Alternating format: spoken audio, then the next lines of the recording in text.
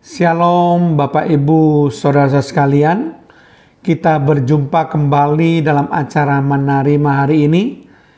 Kita terus menerus harus belajar firman Tuhan, harus menggali firman Tuhan.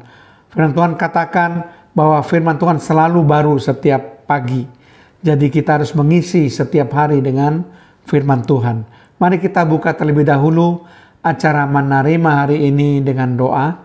Terima kasih Tuhan kalau kami boleh diperkenankan untuk mendengar kembali acara Menerima hari ini. Kami ingin mengetahui apa pesan-pesan firman Tuhan, apa yang harus kami lakukan menurut kehendak Tuhan yang tertulis di dalam firman-Mu. Terpujilah nama-Mu Tuhan, di dalam nama Tuhan Yesus Kristus. Haleluya. Amin. Shalom Bapak Ibu Saudara-saudara sekalian. Topik yang akan kita bahas kali ini adalah status pendoa syafaat sebagai raja. Sekali lagi, status pendoa syafaat sebagai raja. Mari kita akan melihat bersama-sama dalam kitab Wahyu pasal yang ke-5 ayat yang ke-10. Dan engkau telah membuat mereka menjadi suatu kerajaan dan menjadi imam-imam bagi Allah kita, dan mereka akan memerintah sebagai raja di bumi.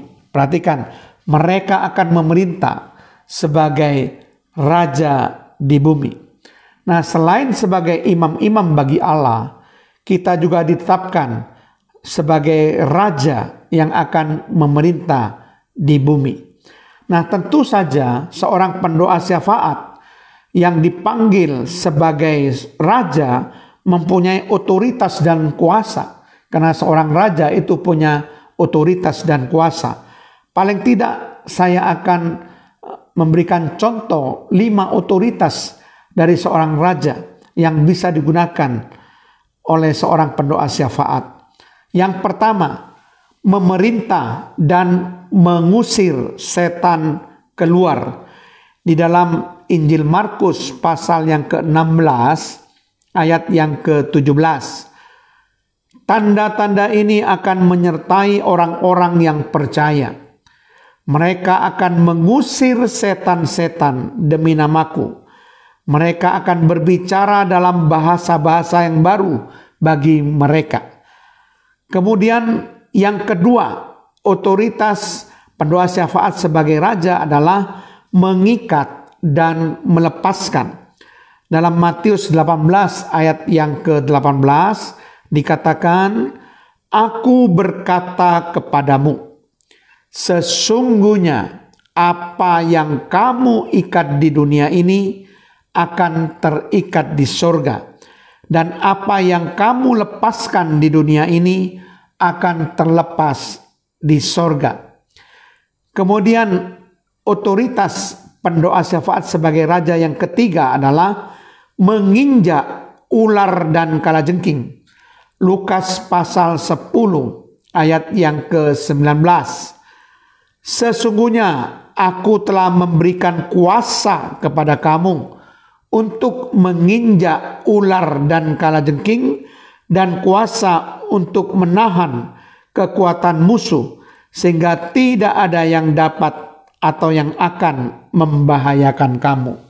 Jadi ada suatu kuasa yang diberikan Tuhan kepada kita untuk menginjak ular dan kalajengking, dan kuasa untuk menahan kekuatan musuh. Kemudian otoritas pendoa syafaat sebagai raja yang keempat, menghancurkan benteng-benteng musuh. Dalam 2 Korintus pasal yang ke-10 ayat yang keempat dikatakan demikian.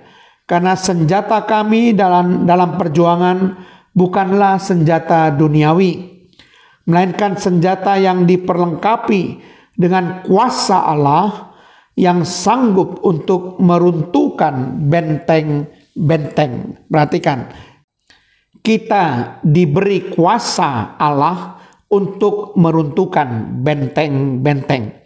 Kemudian yang kelima, yang terakhir, otoritas pendoa syafaat sebagai raja, merampas jiwa-jiwa dari kuasa iblis. Yudas yang pertama ayat 23. Selamatkanlah mereka dengan jalan merampas mereka dari api, tetapi tunjukkanlah belas kasihan yang disertai ketakutan kepada orang-orang lain juga, dan bencilah pakaian mereka yang dicemarkan oleh keinginan-keinginan dosa. Nah, Bapak Ibu, saudara-saudara sekalian, itulah otoritas seorang pendoa syafaat sebagai raja. Amin. Terima kasih Tuhan. Kalau kami sudah membahas mengenai otoritas pendoa syafaat sebagai seorang raja, Tuhan betapa bangganya kalau Tuhan sudah mengangkat kami untuk bisa menjadi raja-raja yang akan memerintah di bumi ini. Terpujilah namamu, di dalam nama Tuhan Yesus Kristus. Haleluya. Amin.